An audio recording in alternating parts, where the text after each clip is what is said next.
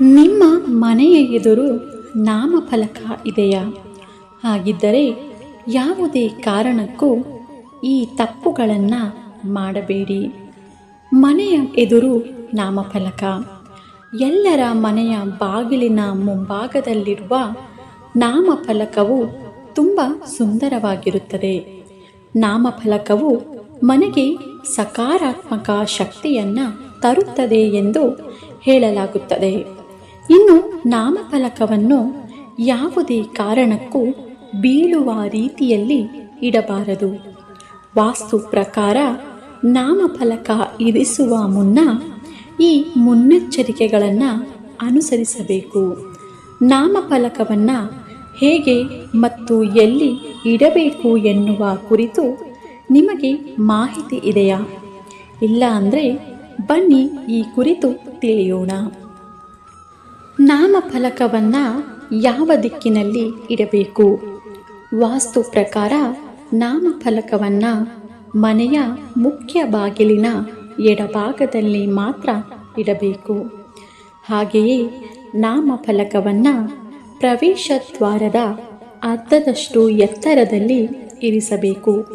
ಇದು ಮನೆಗೆ ಸಂತೋಷ, ಶಾಂತಿ ಮತ್ತು ಸಮೃದ್ಧಿಯನ್ನು ತರುತ್ತದೆ. ಇದು ಮನೆಯಲ್ಲಿ ಸಕಾರಾತ್ಮಕ ಶಕ್ತಿಯನ್ನು ಹೆಚ್ಚಿಸುತ್ತದೆ. ನಾಮಫಲಕದ ಆಕಾರವು ವೃತ್ತಾಕಾರ, ತ್ರಿಕೋನಾಕಾರ ಅಥವಾ ಪೆಂಟಗನ್ ಆಗಿರಬೇಕು. ಅದು ಕೆಳಗೆ ಬೀಳದಂತೆ ಯಾವಾಗಲೂ ಕಾಳಜಿ ವಹಿಸಬೇಕು.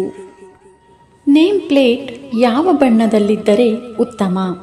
ವಾಸ್ತು ಪ್ರಕಾರ ನಾಮಫಲಕದ ಬಣ್ಣವೂ ಕೂಡ ಬಹಳ ಮುಖ್ಯ ಪಾತ್ರ ವಹಿಸುತ್ತದೆ. ಮನೆಯ ದಿಕ್ಕನ್ನು ಅವಲಂಬಿಸಿ ನಾಮಫಲಕದ ಬಣ್ಣವನ್ನು ಆಯ್ಕೆ ಮಾಡುವುದು ಮುಖ್ಯ.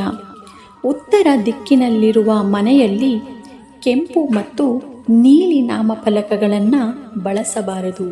ಬದಲಿಗೆ ತಿಳಿ ಹಳದಿ ಮತ್ತು ಹಸಿರು ನಾಮಫಲಕಗಳನ್ನು ಆರಿಸಿಕೊಳ್ಳಬೇಕು. ಇನ್ನು ಮನೆ ಪೂರ್ವಾಭಿಮುಖವಾಗಿದ್ದರೂ ಹಳದಿ ಬಣ್ಣವನ್ನು ಬಳಸಬಹುದು.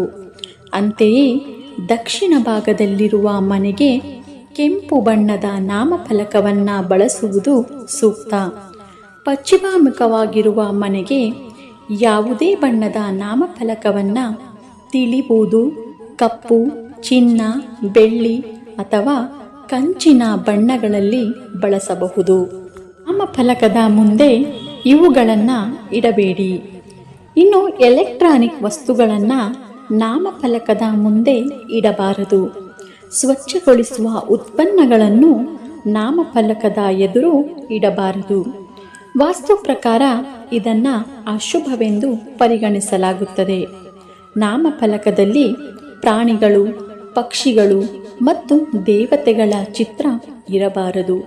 ಬೋರ್ಡ್ನಲ್ಲಿ ಯಾವುದೇ ರಂಧ್ರ ಇರಬಾರದು, ಏಕೆಂದರೆ ವಾಸ್ತು ಪ್ರಕಾರ ಇವೆಲ್ಲವೂ ತಪ್ಪು ಹಾಗೂ ಅಶುಭ. ಮನೆಯ ಮುಖ್ಯ ಬಾಗಿಲು ಆಕರ್ಷಿತವಾಗಿರಬೇಕು.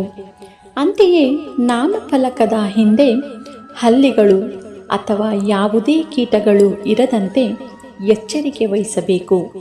ನಾಮಫಲಕದ ಮೇಲೆ ಕಪ್ಪು ಇರುವೆಗಳು ಸಾಗುವುದನ್ನು ಬಹಳ ಶುಭವೆಂದು ಪರಿಗಣಿಸಲಾಗಿದೆ. ನಾಮಫಲಕವು 1 ಅಥವಾ 2 ಅಡಿ ದೂರದಿಂದ ಓದುವಷ್ಟು ದೊಡ್ಡದಾಗಿರಬೇಕು. ಮುಖ್ಯ ಬಾಗಿಲು ಹಾಗೂ ನಾಮಫಲಕವು ಯಾರನ್ನಾದರೂ ಸುಲಭವಾಗಿ ಆಕರ್ಷಿಸುವಷ್ಟು ಪ್ರಕಾಶಮಾನವಾಗಿರಬೇಕು. ನಾಮಫಲಕದ ಮೇಲೆ ಗರಿಷ್ಠ 2 ಸಾಲುಗಳಲ್ಲಿ ಹೆಸರನ್ನು ಬರೆಯಬೇಕು. ನಾಮಫಲಕದ ಬಣ್ಣವು ಮನೆಯ ಮುಖ್ಯವಾಗಿರುವುದರಿಂದ ಮನೆಯಲ್ಲಿರುವ ವ್ಯಕ್ತಿಯ ರಾಶಿಚಕ್ರ ಚಿಹ್ನೆಯ ಪ್ರಕಾರ ಬಣ್ಣವನ್ನು ಆಯ್ಕೆ ಮಾಡಬೇಕು ಮತ್ತು ಧೂಳು ಹಾಗೂ ಜೇಡ ಇತ್ಯಾದಿಗಳಿಂದ ಮುಕ್ತವಾಗಿರಬೇಕು. ನಾಮಫಲಕದಲ್ಲಿರುವ ಅಕ್ಷರಗಳು ಓದಲು ಸುಲಭವಾಗಿರಬೇಕು ಹಾಗೂ 2 ನಾಮಫಲಕಗಳನ್ನು ಒಟ್ಟಿಗೆ ಇಡಬಾರದು. ಈ ವಿಡಿಯೋ ನೋಡಿದ್ದಕ್ಕಾಗಿ ಧನ್ಯವಾದಗಳು. ಈ ವಿಡಿಯೋ ನಿಮಗೆ ಇಷ್ಟ ಆಗಿದ್ದರೆ ದಯವಿಟ್ಟು ನನ್ನ ಚಾನಲ್ನ ಸಬ್ಸ್ಕ್ರೈಬ್ ಮಾಡ್ಕೊಳ್ಳಿ, ಶೇರ್ ಮಾಡಿ ಮತ್ತು ಲೈಕ್ ಮಾಡಿ. ಮತ್ತೆ ಇದೇ ರೀತಿಯ ವಿಡಿಯೋಗಳೊಂದಿಗೆ ಭೇಟಿಯಾಗೋಣ. ಧನ್ಯವಾದಗಳು ಸ್ನೇಹಿತರೆ.